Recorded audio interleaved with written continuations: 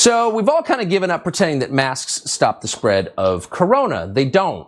And yet, amazingly, since we're supposed to be following the science, in many parts of the United States, masks still serve a purpose. They give the government an excuse to punish people for no reason whatsoever and to sort the obedient from the disobedient.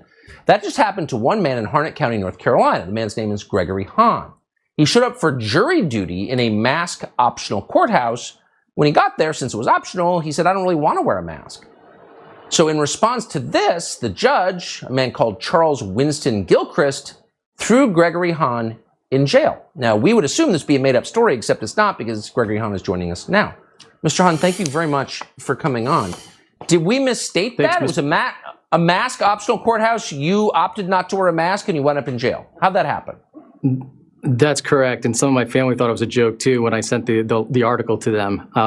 I never thought I would serve up to jury duty and end up behind bars. So it happened. There was no warning or requirements going into the courthouse. There was no mask mandate statewide, no mask mandate in Harnett County. Everyone walked in. There was 98 of us, and we were all in this jury assembly room, and we were told that masks are required per the judge. Now, we were in there for about 20 to 30 minutes, shoulder to shoulder, with 3/4 of us not wearing masks. So the virus, if there was a virus out there, contaminated us anyway. So I was called, when they called roll call, I made eye contact with the clerk, and she said, I need you to just come over here for not wearing the mask. So they isolated me from the courtroom, sat there until the bailiff got me, escorted me out of the courthouse, and I said, what's going on? She goes, apparently the judge wants to talk to you. I'm like, okay. So she brings me upstairs to the courtroom where the judge was having a case, reciting a case already, doors open, motioned in. There's about 50 to 75 people in there. And I'm being told to stand before the judge.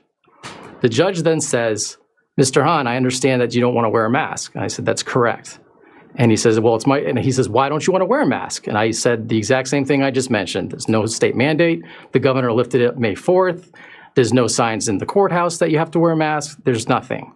And he goes, well, it's my court, and I'm going to order you to wear a mask. And are you refusing my order? And I said, yes, sir, I am. And he goes, do you know what the consequences are? I proceeded to ask the questions like, what's the consequences for not wearing a mask? And he goes, no, for contempt. I was like, no, I don't know what the punishment is. And he goes, well, $500 fine, up to 30 days in jail.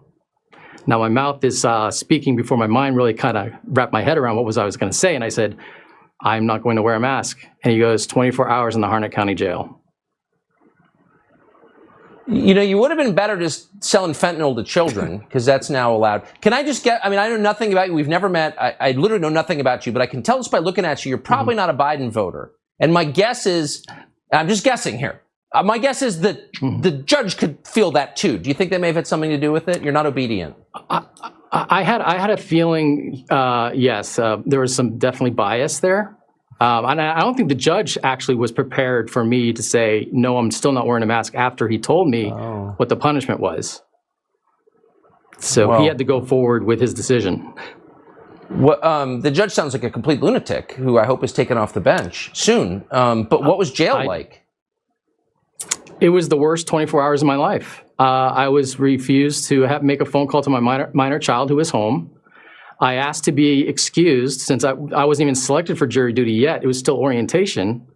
He could have exempted me. There was 98 people that showed up for jury duty. And I thought I was just going to be in a holding cell for 24 hours. No big deal. Still have my jeans on, my shirt. And after a while, I realized as 6 o'clock comes by, I'm like, okay, I got motioned in, got changed to an orange uniform, got a roll of toilet paper, toothpaste, towel, grab a mat, come with me, and I'm walking with inmates to a cell that I have no idea what this guy's in for.